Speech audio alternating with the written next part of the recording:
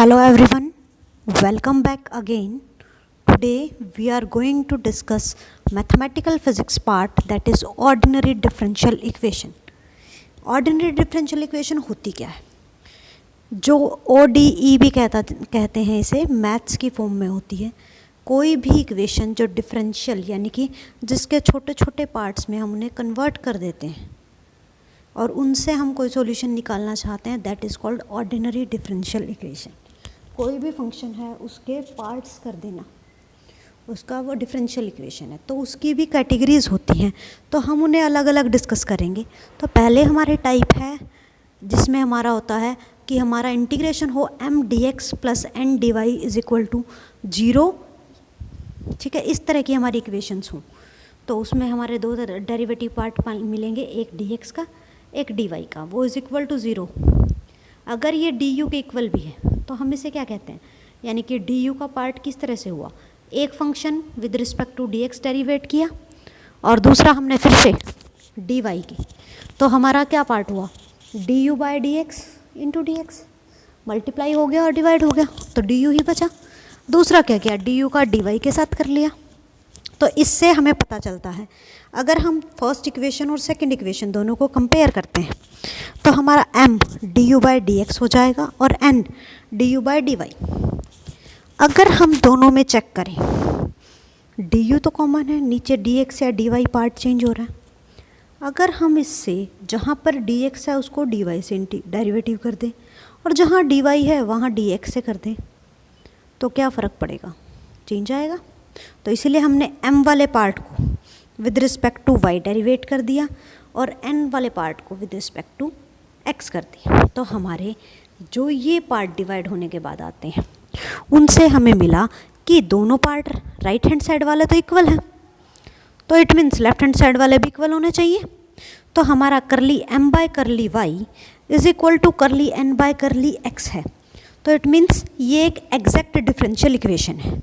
तो इसका सॉल्यूशन किस तरह का होगा उसकी बात करते हैं। तो हम क्या करते हैं, दोनों इक्वल हैं तो हम m वाले पार्ट को डायरेक्टली इंटीग्रेट कर दें विद रिस्पेक्ट टू x। तो हमने क्या किया, m dx वाले को इंटीग्रेट कर दिया। तो ये हुआ हमारा n एक पार्ट जिसमें y कांस्टेंट की तरह चल रहा है, क्योंकि पार्शियल डेरिवेटिव कर दिया ना y का, इसलिए। तो और जो टर्म देखो दोनों सेम होती हैं तो इसलिए एक ही बार इंटीग्रेट करने से आंसर सेम आएगा। तो n वाला पार्ट में जो x की टर्म्स नहीं होती, जिसमें सिर्फ वो वाला पार्ट लें और उसे इंटीग्रेट कर दें तो इज इक्वल टू कांस्टेंट आ जाए, तो ये हमारा ऑर्डिनरी डिफरेंशियल इक्वेशन की टाइप हो जाती है। ठीक है, इसे ही हम आगे फर्दर करते हैं तो हमारा क्या पड़ता है, हम इसके लिए एग्जांपल्स की तैयारी करेंगे। तो हमारा फर्स्ट एग्जांपल हमने ले लिया, e की power y plus 1 into cos x dx plus e की power y into sine X D Y is equal to 0। तो हमारा m वाला पार्ट क्या हुआ, e की power y plus 1 cos x और n वाला e की पावर y साइन x। तो हमने उन्हें डेरिवेट करके देखा, कर लिया m बाय कर ली y किया और कर लिया n बाय कर ली x किया। तो हमने इनसे पता चला कि ये दोनों इक्वल हैं।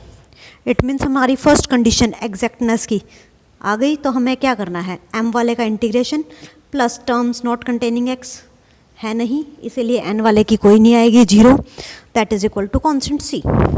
तो e की power y plus 1 cos x का इंटीग्रेशन क्या होगा, e की power y plus 1, y as a constant behave कर रहा है तो e की पावर y प्लस और 1, ये सारा का सारा पार्ट कॉन्स्टेंट रहेगा। कॉस x का इंटीग्रेशन करेंगे तो sine x, that is equal to c। ठीक है, नेक्स्ट क्वेश्चन हम ले रहे हैं y sine 2x dx minus Y square plus cos square x dy is equal to 0।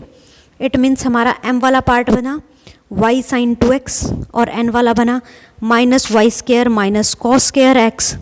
दोनों को हमने डेरिवेट करके देखा तो हमारा m वाला तो साइन 2x बनता है और n वाला minus 2 cos x into minus sine x। हमने माइनस को माइनस से मल्टीप्लाई करके प्लस किया।